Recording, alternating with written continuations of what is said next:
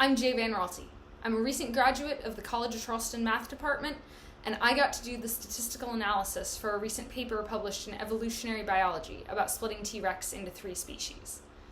This paper has generated a lot of discussion and commentary, which is really exciting.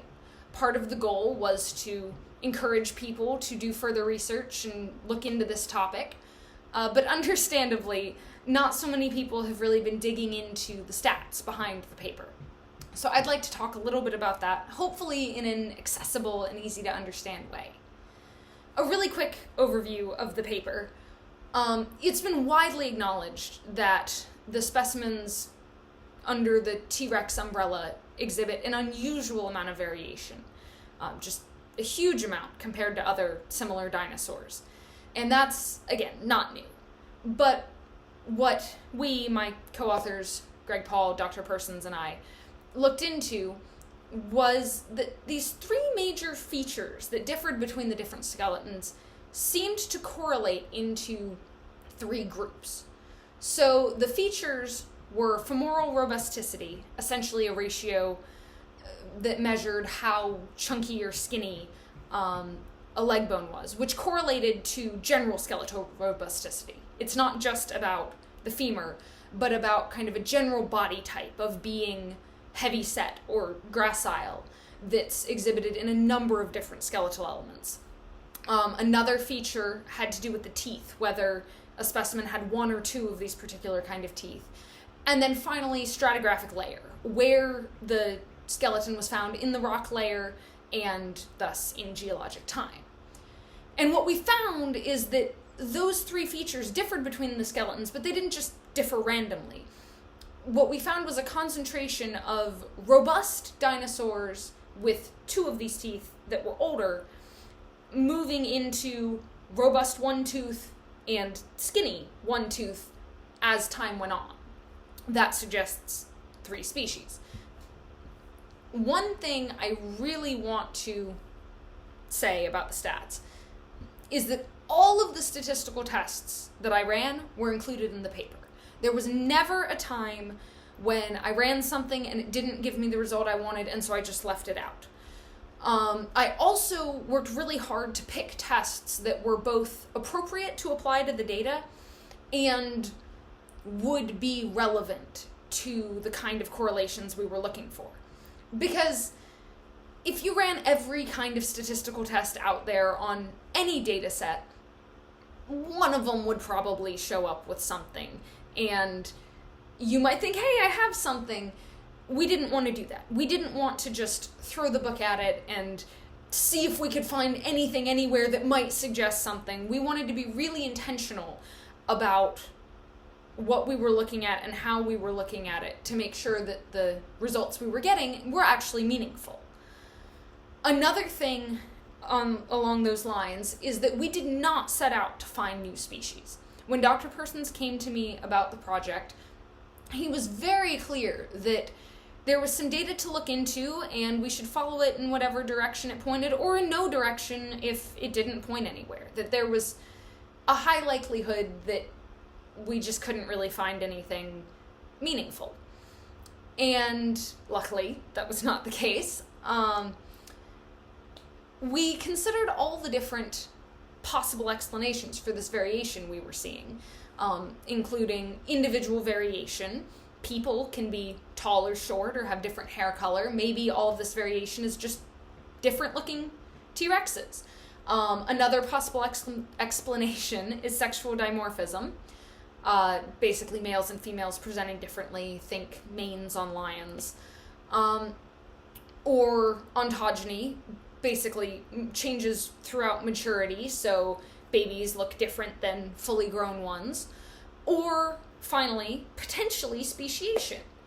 And we thought about what the ideal proof would look like for any of those explanations. What would you expect to see in the data if you were looking at sexual dimorphism? Well, you'd probably expect fairly similar numbers of males and females, and for that ratio to not super change over time, and to have only 2 groups.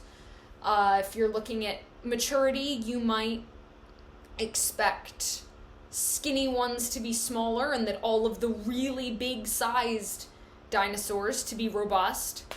There are a number of expectations, and we set those all up, and then we looked at the data, and we said, well, what matches best?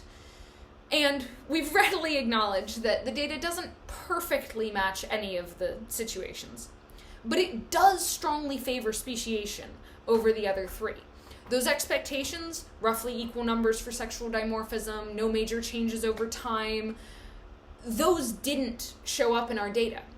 Instead, what we found was one general morphotype at the oldest layers that split into two distinctly different morphotypes over time. Another thing that I've seen mentioned a few times is that how can you have three different species if, say, you don't have three totally different types of femora, or, three totally different of any of the features? And that's not necessary.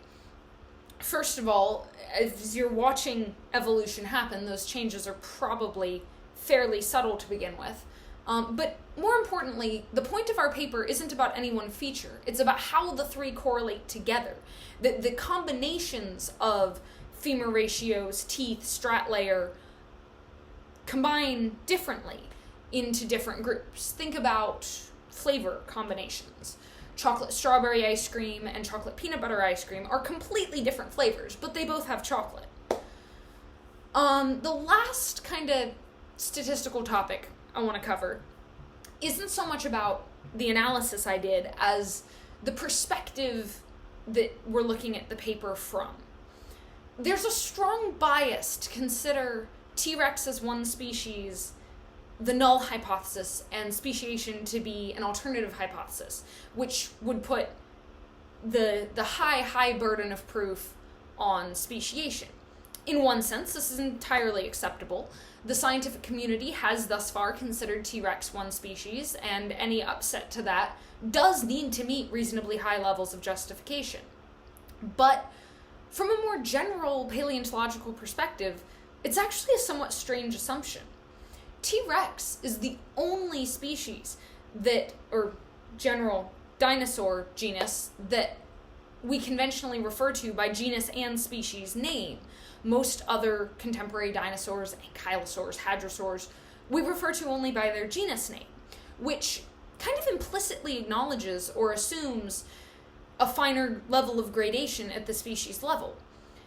In fact, many paleontologists acknowledge that it's possible, or even likely, that there were multiple species of tyrannosaur throughout this time period. So, when you consider it from that perspective, our task is only to show that we may have found the dividing lines between these multiple species that likely existed, not to shatter an unshakable paradigm that there must only be one. Anyway, in conclusion, this was a really fun problem to tackle from a stats perspective, and I am so excited to have been a part of it. And to any budding scientists or mathematicians who are looking at this and are potentially, considering doing this, you should do it. It's a lot of fun. Science is supposed to be an exchange of ideas. There's supposed to be disagreement and multiple hypotheses, and then we test them and we see what's right. And it's just so important to not be deterred by conflict or disagreement, because that's always how science works, and it has a way of working itself out over time. Again, thank you so much to my co-authors, Dr. Persons and Greg Paul, for including me in this, and I think that's it.